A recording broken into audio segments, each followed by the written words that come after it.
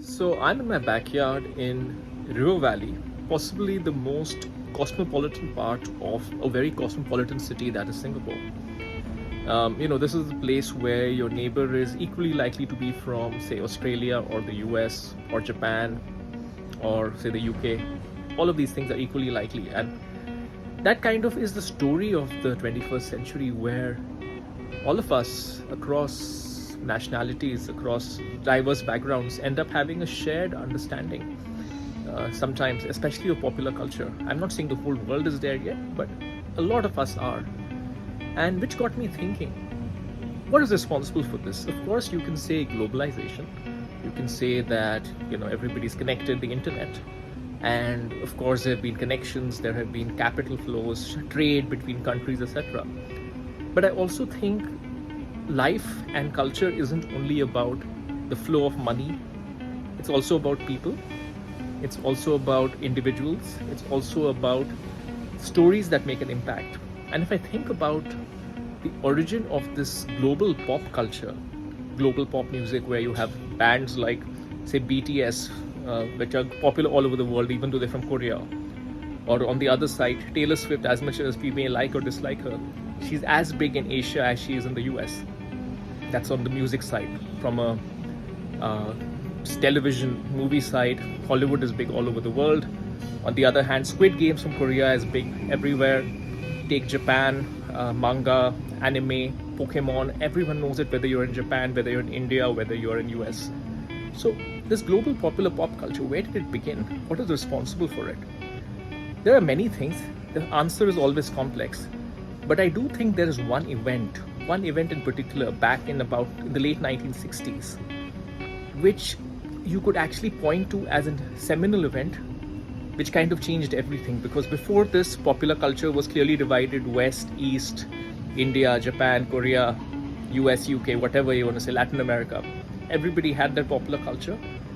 But this one event provided the spark for things to start blending, for things to start meeting together.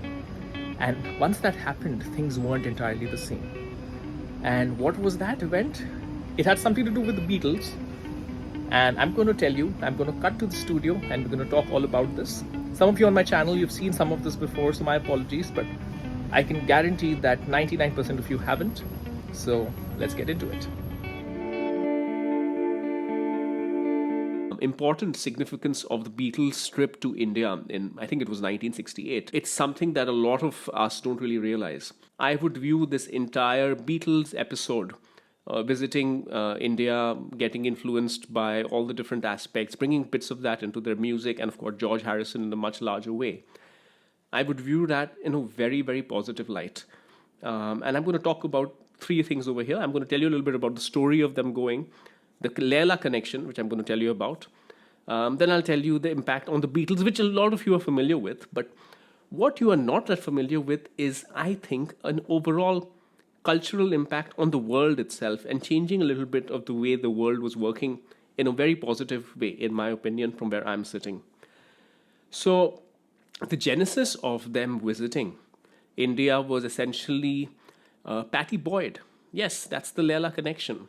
Patty Boyd, in case you don't know, the inspiration for the song Leela, Eric Clapton's Unrequited Love for George Harrison's wife, there's a whole story there. But at that point in time, she was indeed married to George Harrison. And she was interested in transcendental meditation. In the mid 1960s, the Beatles, or particularly John Lennon and George Harrison, were already developing a latent interest in expanding their consciousness. They had all been they had started to use LSD. So they had this interest in expanding the consciousness, a very Vedic, a very Indian idea. George Harrison had already visited India, but then they were looking for something closer to home. And it was Patty Boyd who found, I think it was an ad in the newspaper about some transcendental meditation movement or some classes in England, which were actually helmed by the Maharishi, the Beatles would eventually go to visit. And that kind of was the starting point for then the Beatles to really get into it and ultimately go all the way to India, go to Rishikesh, which today, by the way, is essentially a place where you can either meditate or you can stone. It's an interesting place, let's just say that. Now, the trip of India to the of rather the trip of Beatles to India had many interesting impacts. I mean, in India today, the Beatles are still looked upon very fondly. If you go to that part of India, it's all Beatles. So that's there. It's a very beautiful part of the country. But more importantly, I mean, there was a lot of good music that came out of that particular experience of theirs. I mean, the White Album is, of course, a classic. And I think it definitely changed George Harrison completely. I mean, George Harrison went full on. Again, I'm speaking of this as an actual Hindu, as an actual person from India. So, I mean, George Harrison really integrated himself. Let's just say that. He even named his son Dhani, which I find funny because Dhani means wealth, but it's like literally naming your son Wealth. Would you name your son Wealth Harrison? I don't know. But that's okay. I mean, I'll forgive him that. I mean, he can't have the understanding of what it actually means to that extent, like a native speaker. But fair enough. And of course, everything that George Harrison did later, all the songs, My Sweet Lord, uh, Peace on Earth, if that's the name of the song, a lot happened there. So all of this you already know. Maybe you didn't know the Patty Boyd story. What I want to tell you is why as an observer of both American, Western, and of course being from India, why I see this Beatles trip in 1968 and the repercussions of that being a dramatic uh, turning point or a pivot for popular culture. So, popular culture in the East and popular culture in the West, I'm using these terms very loosely, were divided. They were very different. So if you look at popular culture in India, for example, the movie songs or the popular songs in India from the 1950s till the mid 1960s, they were completely divorced from what was going on in the West. And similarly, if you if you look, excuse me, that's my allergies again. If you look at what was happening in the West, if you look at everybody from say Elvis to Jim Reeves, Frank Sinatra, it was very very Western. Of course, Elvis had the whole black music behind it, but let's not digress. That's a different story altogether. What the Beatles did was they kind of melded these two worlds, and very importantly, in the 1960s, this is still just maybe 10 years, 20 years after World War II. This is a time period where you had the huge British Empire, you had the huge French colonies, you had Portuguese colonies, you had Belgian colonies. So there was, from the way I look at it, and again, you can feel free to disagree. There was a very clear sense of that there was a better part of the world and a best and a worse part of the world, and what popular culture could come from this worst part of the world, this conquered part of the world, could not be that great.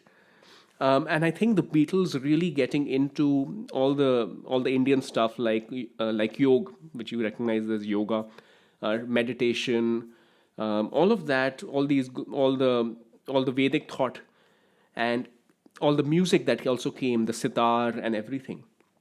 That suddenly opened up the world to think that what's coming from these so-called conquered countries, the former colonies, is not inferior or worse. It's different, and there is something to be had. There is something to be learned. There's something to be known. That attitude, from my sense of reading from the Times, was not there till the Beatles kind of opened it, because the Beatles were it. Beatles were it for Western popular culture. And once they embraced these ideas to differing extents, as we talked, it changed the world in terms of the world's or the Western world's receptivity to other ideas, and similarly for the Eastern world's receptivity even to Western ideas on the flip side. So for India, for example, if you look at some of the songs from the 1970s, you suddenly start seeing the electric guitar coming in.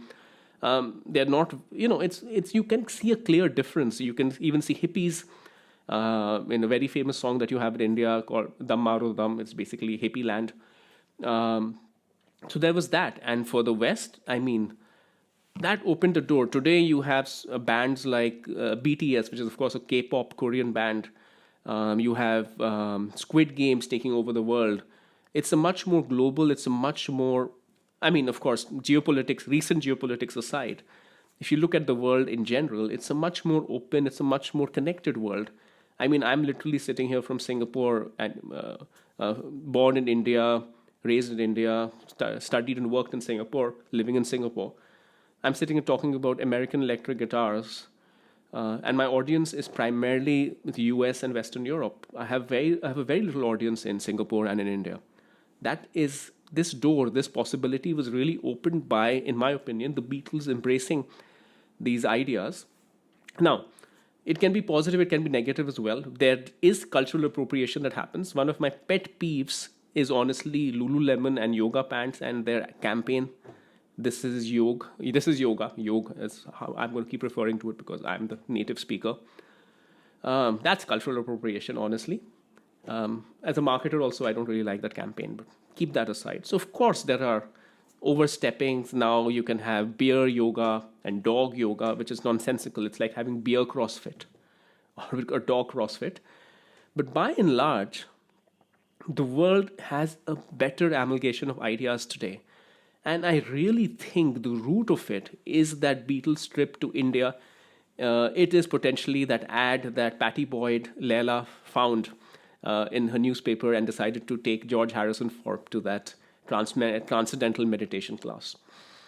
Yep, this is what I have for today. I would love to hear what you think about it. All right, till next time.